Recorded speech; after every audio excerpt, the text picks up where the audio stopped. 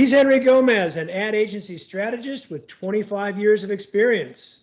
And he's Howard Eibach, a former copywriter and creative director and the author of 2 books on the creative brief. And together, we're the Brief Brothers, having an ongoing discussion about creative briefs, briefing, and advertising. So we're back for another episode. And today, I brought this topic to you, Howard. I was just perusing through YouTube, and I like to follow a lot of different things. And one of the things that I'm interested in is filmmaking. And I found this this one video called "If You Can't Answer These 6 Questions, You Don't Have a Story" by Glenn Gers. And Glenn Gers is a screenwriter. He's been a full-time screenwriter for 25 years. So as long as I've been in advertising. And he gives, it's a pretty long video, like 15 minutes. And he talks about these 6 questions that you need to answer in order to truly have a story. And as I was listening to it, I really felt that some of these things, are really all of them, are things that we could say about a brief. If as I allege, a brief is a form of short story that we're telling the creatives. And in fact, I ripped off from some speaker at a conference once, this phrase, which was, if I had to explain it to my child, what I do is I tell stories to grown-ups who tell other stories to other grown-ups. I think that these 6 questions are definitely valuable. So with no further ado, I thought we'd go through the 6 questions real quick and talk about it and see the parallels. It's not a perfect parallel to creative brief writing, but I think there is some parallel there. I think there's a lot going on here, Henry, and I think it's a great tip, or a set of tips actually, for brief writers. And I'm glad you brought it to my attention, because like you, I'm curious about other things too that could influence the way I think about a creative brief, the way I teach writing creative briefs, and if I were to actually be more in the day-to-day involvement of writing a brief, what I would do. And when you say 6 questions, it's like, okay, we do emphasize having a brief, and 6 questions, even though they're not perfectly aligned to what a lot of briefs look like, I think that these 6 questions work a lot. So I imagine you're just going to put it up on the screen at some point, but we can go through these and talk about how each one and in total they add up. You want to start off with the first question? Yep.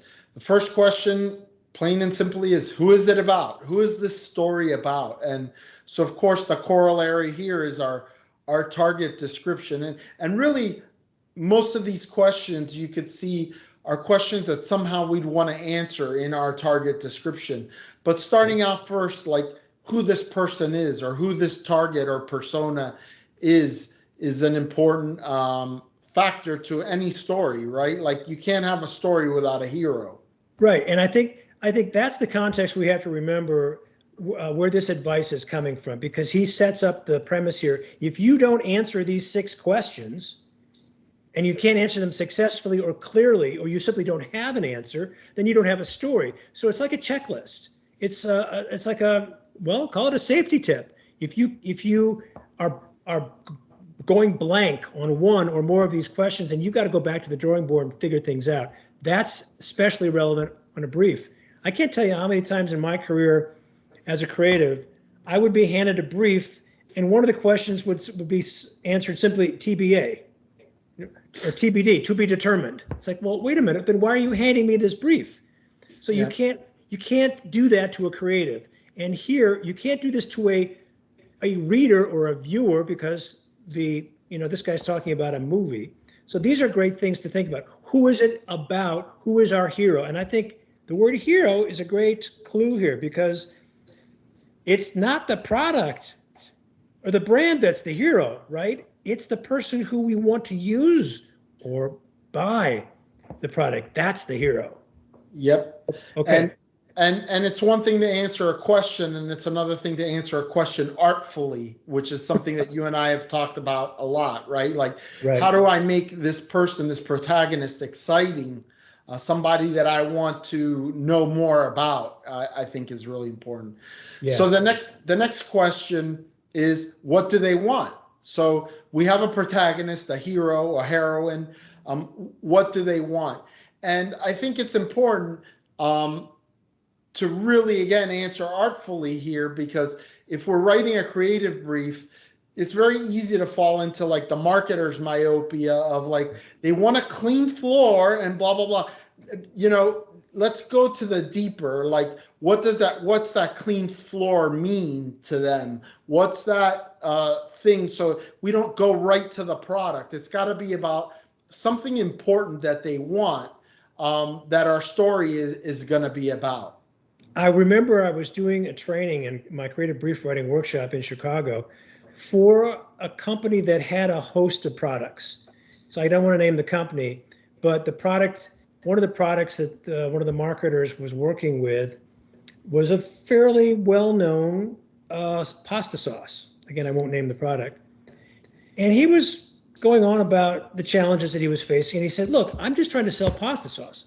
And I got a little upset with him as much as I could, without pissing anybody off. But I said, no, you're not selling pasta sauce at all. You're selling an experience because the pasta sauce goes on something, some kind of pasta, and it has maybe one or two other dishes that go with that meal. And maybe even if this is for one person, whether it's for five people, the meal that is being created with this pasta sauce is an experience. So I said, you're not selling pasta sauce, you're selling an experience. And that's the kind of mindset we want our creative brief writers to be thinking about. And this question, I think, sets it up nicely. What do they want? It's like, no, they don't want a pasta sauce. They want a good meal. So Yep. what's the bigger picture? In a previous episode, we talked about some advice that came from Chaz Wigley. And he said, when you're young, it's the zeitgeist that you're thinking about, not the big picture. When you're older, it's reversed. Well, I think this question, what do they want, forces you to be out of the zeitgeist. The zeitgeist is right here, right now, the product. But what's the context for that product? So this is a great way to frame the question. And tip for the viewers, if you want to hear an entertaining, funny story about marketing and pasta sauce, there's a great talk with Malcolm Gladwell. If you Google it, I'm sure you'll find it, and it's really, really interesting. Yes. Anyway, why can't they get it? So again, there's in any story, there's going to be conflict. And so we're starting to see at this point, like, how this is taking shape, because while the hero is the hero and not the product, hopefully at the end of the story, they're going to get what they want. And it's going to be thanks to the help of the product that we're advertising. So understanding, like, what are the barriers that the target audience has in their life that's preventing them from getting what they want. To your point about like the pasta sauce, and I'm just making it up right here, but maybe that barrier is the fact that making it from scratch is too laborious and time intensive, or the person doesn't have the knowledge how to do it from scratch, or whatever it is. But there's some barrier that's preventing them from having whatever that experience is, whatever that thing is that they're on a quest for as a hero. I see this question correlating to a couple of questions on a brief that might be more familiar to people. What do they think now? What do we want them to think? And what they're thinking now might be this obstacle. And what we want them to think is, how do we get them over that obstacle? So another thing I love about these 6 questions is I can sort of do a parallel with a brief, but these get me into a slightly different mindset, and that promotes fresh thinking. That's what I like about these Yep. questions. And I do think that sometimes the target won't necessarily be able to identify that. So I like to use the example when the iPod came out, right? Like when the iPod came out, there were already ways to carry music around, right? There was initially you took a transistor radio and then a Yep. jam box, and those had their limitations. Then the Walkman came out, and that was like a big advance, and then the Discman. But I think most people never envisioned something like the iPod, right? It was truly an innovation that changed things, and suddenly you could have, and famously Apple said, 1,000 songs in your pocket. And I don't know that anybody would have articulated the fact that they wanted 1,000 songs in their pocket, but when they saw it, they definitely recognized that it was something that they wanted, and that they couldn't previously get. So sometimes the target isn't necessarily aware of the things that are, and you can make them aware of the barrier that they have to getting what they really want. I would go on and say it's probably more often than sometimes. I think quite often a customer doesn't really know what he or she wants. Or what the barrier is for them to getting what they want. Yeah, yeah. Um, so then the next thing is, what do they do about that? And so that's kind of straightforward. And, you could see how in a brief or even in advertising, where the obvious what they do about it is they buy our product or service. I think when you're writing a brief, that's where you can start talking a little bit more about those points of, what we call the benefits, benefits laddering, like, what do they do about it, and why is this solution so good? Right. This is also about, how does a communication start to get them to think differently? And it's a tough challenge for any communication because you only have so much time to first grab their attention and then make a sale. But this question gets you to start thinking about, okay, what can we do in this communication?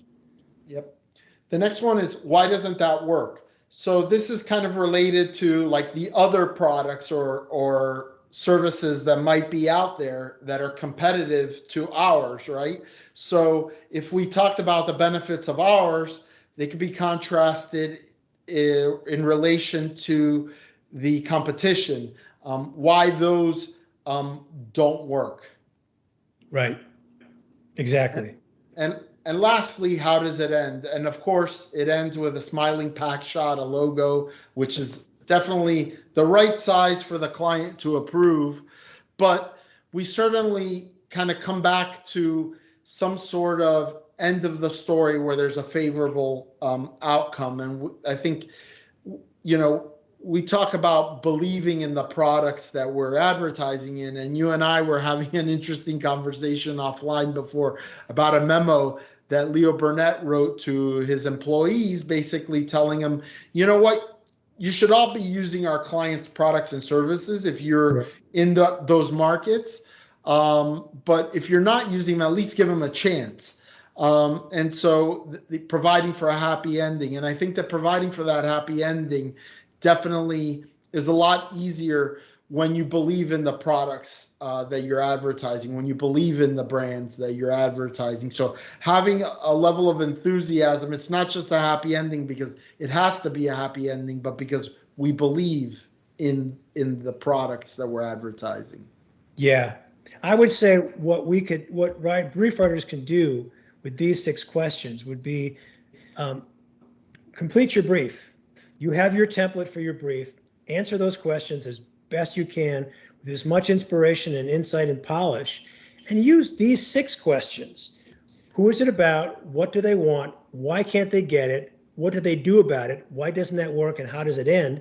And use your thinking that those questions provoke to review the content in your brief to see if there's something you missed, some angle that you didn't consider. I think this is a spark for fresh thinking about your brief.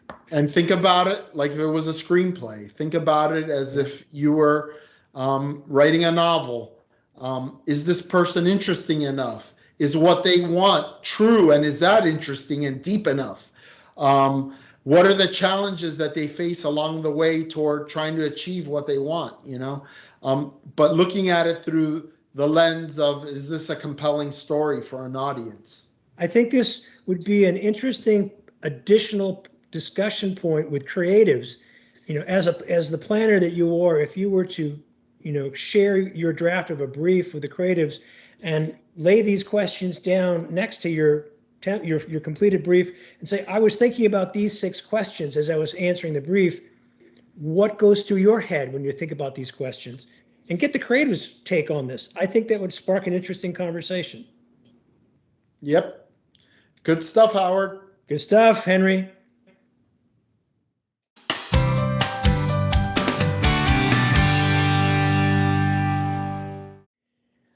We're back for our creative review, Henry, and we're going to call this segment Creative Review Classics. And from time to time, we're going to pull an old spot, maybe some print ads, something that came from yesteryear, and we'll critique it, but we'll talk about it in general. So we have a true classic today. It's for Alka-Seltzer. It's the spicy meatball spot I think it's from the 1960s. Let's play it. Take a look. Mamma mia, that's some species. Cut spicy meatballs, Jack. Sorry. Take 28. Out, Tony. And action. Mamma mia, that's a spicy meatball. Cut. What was the matter with that? The accent. Huh. Cut. Cut. Micey, ballsy, ballsy. Cut. Take 59. And action. Jack. Sometimes you eat more than you should. And when it's Jack. spicy besides, Mamma Mia, do you need Alka-Seltzer? Alka-Seltzer can help unstuff you, relieve the acid indigestion, and help make you your old self again. Mamma mia, that's a spicy meatball. Cut. Okay. Let's break for lunch. Okay, brought back some memories for those of us old enough to remember having seen it. What are your thoughts on this classic? So, I think this is really one of those that burned itself into the collective memory of Americans that were alive during that time. I wasn't, but being in the industry, certainly I have grown up knowing about this ad and have seen it before. And of course, it comes to us from DDB, Doyle Dane Bernbach, advertising from during its heyday. What can I say about this spot? Number one, it's funny. In fact, if you go back to our Brief Brothers teaser, I was either consciously or unconsciously influenced by this ad with our outtakes and our bloopers that we did for that with the beeps and everything. So it definitely, the other really interesting thing is that it's self-referential to the advertising business, right? This is a commercial about making a commercial, but the product being advertised in the fictional commercial doesn't have anything to do with the product, or does it? Because at the end, obviously, it's the heartburn and you don't see it coming. It's really a misdirect at the end. You're like, this is funny, but where's this heading? And then at the end, it's obviously the relief that Alka-Seltzer can bring you. And of course, Alka-Seltzer had Plop Plop, Fizz Fizz later on, long running campaign that, like I said, is burned into the popular culture. So, what's there not to like about this? This is just, classic advertising at its best, the best practitioners of the time at a moment where advertising was becoming entertainment in and of itself. Yeah, I agree, Henry. This is a lot of fun going back. And I was years old when this one came out. And I do remember seeing it on TV live. I think it was in color. I think we had a color TV. But anyway, this one, along with I Can't Believe I Ate the Whole Thing, which was just one of many great ads that DDB did for Alka-Seltzer and Volkswagen and other great clients, iconic stuff. It's fun to go back and look at this stuff and you ask yourself, are we doing stuff as good as this today? I think it provokes a debate. I think we can say there's a lot of really good advertising out there, but I think we can also agree that most of what's out there is crap. And I think that's going to be true in any field, in any profession, which makes the really good stuff stand out more, makes it more valuable, and makes it more aspirational. So DDB has set a very high bar, and going back many decades, and I think they're still doing that. What's fun about this for me is it evokes something real. It's using real people. Nothing fancy, nothing concocted. It's just a real setting. Yes, it's referential. Yes, it's kind of pulling back the curtain on how advertising worked, and maybe folks didn't really have a sense of that. But there's it's mom and pop, just sitting there having a great meal. That's what makes it so fun too. I absolutely agree, Howard. I think that it takes me back to the conversation we had with Paul Feldwick about entertaining the audience as a way to get their guard down so that you could get your product message in, that the best advertising somehow entertained. And I can imagine, watching a movie or a TV show in the late 60s on television and having this commercial come on and be just as entertained as with the programming. In fact, most of the programming of that era is probably long forgotten, but that commercial lives on. Imagine the client saying, or sitting there watching this spot unfold and saying, when are you going to get to the product? When are you going to get to the product? Come on, tell me about the product. And the folks at DDB saying, there's a reason we're doing it this way. We're drawing you in. The client may have had a hard time understanding that. Again, I'm just speculating. It would have been great to be a fly on the wall. But you can imagine a nervous marketer saying, I want to see the product now. And the folks at DDB saying, no, there's a good reason for not doing it that way. And it paid off. It paid off brilliantly. Yep. That's a great point. Nowadays, with all this ad testing that we do and all these analytics, it's like, well, they clicked off after 3 seconds, so you got to have the logo in the first 3 seconds. Right. Well, they clicked off because they weren't interested in whatever the hell we were saying. I think you're right. I think this one builds a little bit of, each situation is funnier than the last, and you don't know where it's going. And in the back of your mind, you're thinking a little bit, where's this going? And then the payoff with the Alka-Seltzer, you're like, oh, I get it. And you're going to want to see this spot, as I'm sure they did. You want to see this again and again and again. And remember, this was back in the day before YouTube. You had to watch television to catch it again. You weren't going to see it in any other setting. And then it would become the topic of conversation at the water cooler, right? Did you see that? Oh, yeah, that was so funny. Yeah, I want a spicy meatball. Right. I bet there were a lot of people saying exactly those words. Yeah, this is classic stuff. And, I'm excited about this new segment we're going to be bringing to our loyal viewers, where we go back in history and talk about some of the classics. Good stuff, Henry. All 2 dozen of them. Good stuff, Howard. He's Howard Eibach. And he's Henry Gomez. And together, we're the Brief Brothers. Until next time, bye-bye.